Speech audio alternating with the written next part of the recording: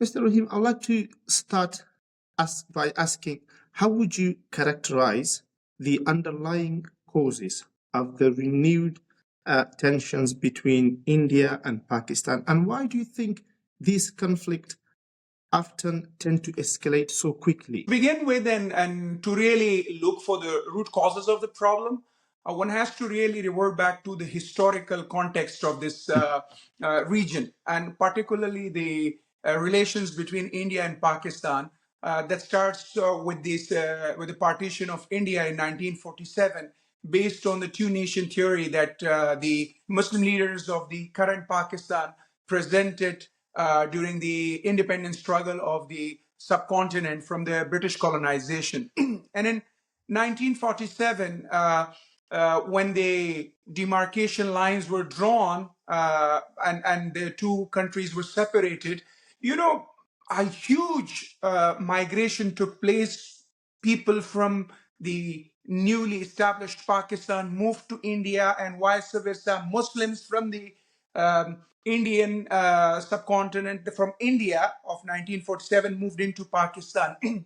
So many people from Bihar, from Bengal, moved into the newly established Pakistan. During Right. that migration, a lot of violence took place, and that started a bitter feeling between the people of a nation which had hundreds of years of history together, having lived together even before Islam arrived in the region and afterwards as well. There was a lot of harmony. People lived in harmony. And of course, it was the British colonization, which really was a time where there was anarchy, fights, and independence struggle against the British, and then afterwards the political struggle for independence of India. But the current situation that we see started as soon as the independence happened. The Red Cliff Line, that is called, that demarcated Pakistan and today's Pakistan and India, and of course at that time Bangladesh of today included. The decision was made that the regions dominated by the Muslim communities will go to Pakistan, and vice versa, the others will go to India. And Right. there were princely states that were given the choice to join either India or Pakistan or remain independent. And as part of that agreement, the state of Kashmir, that was ruled by a Hindu prince, but dominated by Muslim communities, they decided to remain independent. They neither chose to go to India nor to Pakistan. That was the decision made by the region. But soon after, like Pakistan, using the irregular armies disguised as not Right. armies but people infiltrated into the Kashmir state in a bid to take over the region, believing that the Muslim community will side with them, and that will give they will topple the Hindu Maharaja, the ruler of Kashmir, and they'll take over the region. Right. That didn't happen. There was a bitter fight that took place. Pakistan took today's Kashmir that is administered by Pakistan, but the Raja had to revert to Delhi, asking them for military assistance because they were faced by incursion by the irregulars into their territory. And the then Indian government gave them an option that they will only support if the Raja agrees to join India. And the Maharaja, the ruler of Kashmir, had little choice but to agree to this. The Indians came forward, they defended the Kashmir, and the war has intensified. The issue was taken to the United Nations for resolution because there was a stalemate on battlefield. A lot of blood was being spilled, and the decision was made that the territory that is taken by Pakistan should remain here, and the territory that is on the other side, if that decides to join India, Mhm. let them do that. And a plebiscite should be convened where the people of Kashmir should decide on which side they want to go. Of course, Right. the regions were taken over by Indians on the one side and the Pakistanis on the other side. and never that plebiscite took place. And that set the basis, the foundation for the continuous rivalry and animosity that had started with the migration among the people, the killing of the migrants and the people who were moving around between the two countries. And that was further established by the Kashmir war that happened back then. And starting from there, Pakistan and India have been fighting wars over the years. In 1965, there was a 1965 war between India and Pakistan. And that happened in a backdrop where in 1962, India had lost a war to uh, China, Right. and China had taken a certain amount of territory of India after having beaten them on the battlefield.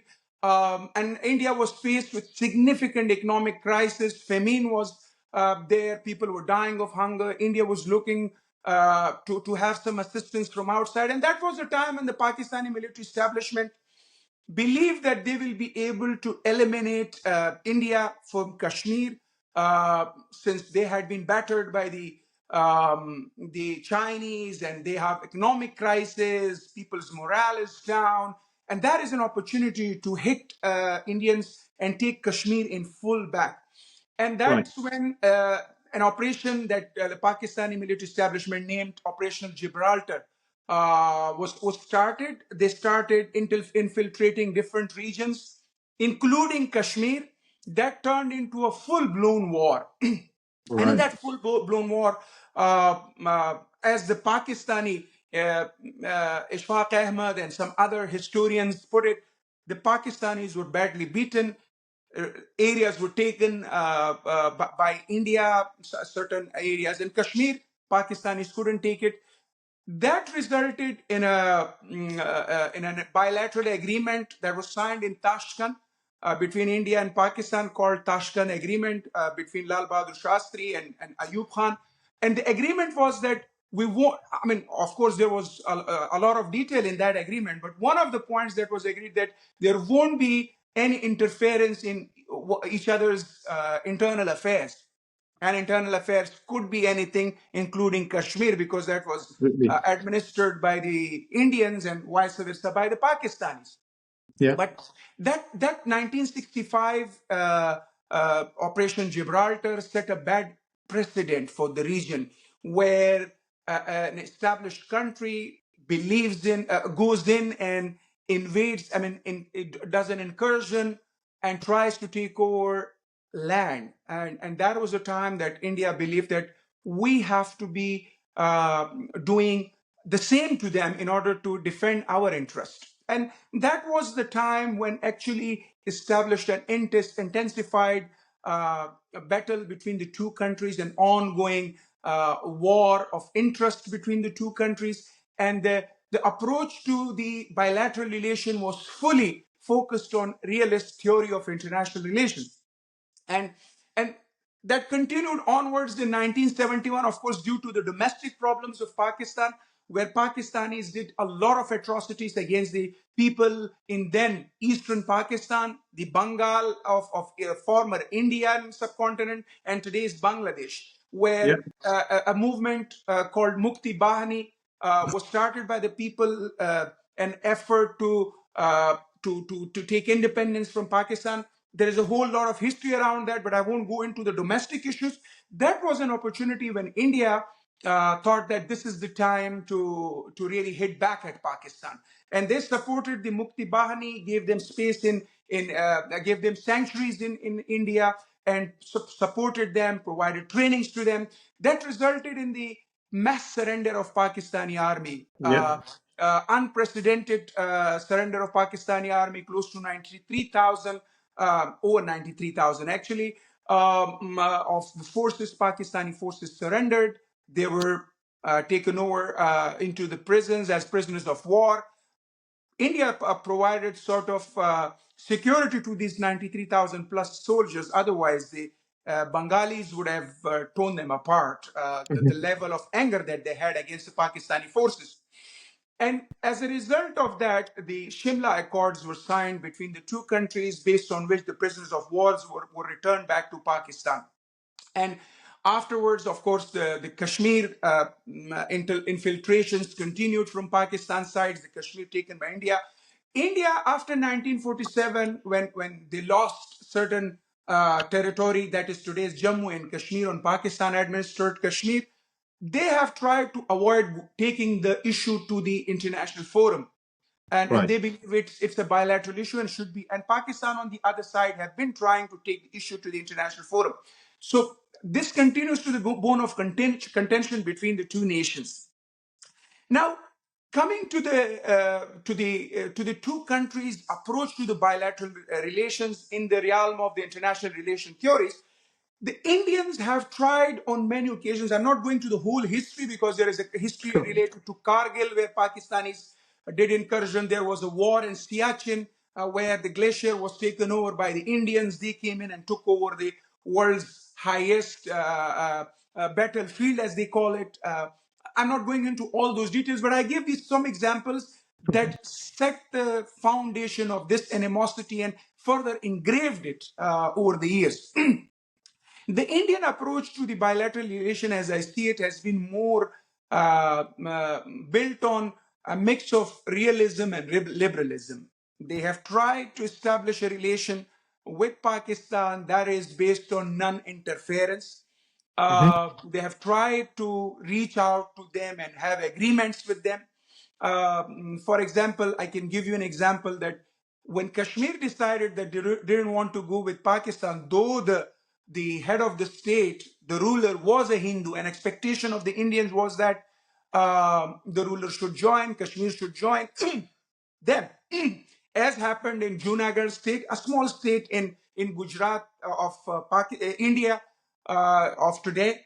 Junagadh's prince believed that he wanted to go with Pakistan, where the dominant population was Muslim, Hindu, so that was based on the agreements that were made before the separation of the country. Yeah. Given the whole history of Pakistan and India being one nation separated into for all of those political reasons, and then ever since Pakistan's trying to oppress the people of Kashmir and then portrays it as this is India's fault, for example, or India is oppressing people and then portrays it as it's Pakistan's fault. Now, here, more commonly and more this contemporary issues, given that they are in more general term, they're one people, one nation, one subcontinent. Why all of these escalation and conflict and threatening and these bomb blasts, for example, as it has recently happened? Why all of that? And how do you think, given that Afghanistan as a neighboring country between the two, and giving it a specific geographical and political positioning now, how vulnerable do you think Afghanistan is becoming an indirect victim of India and Pakistan, this rivalry? And you have alluded to a very good point. That is why is all this escalation? For that, again, you have to look at the political system of Pakistan.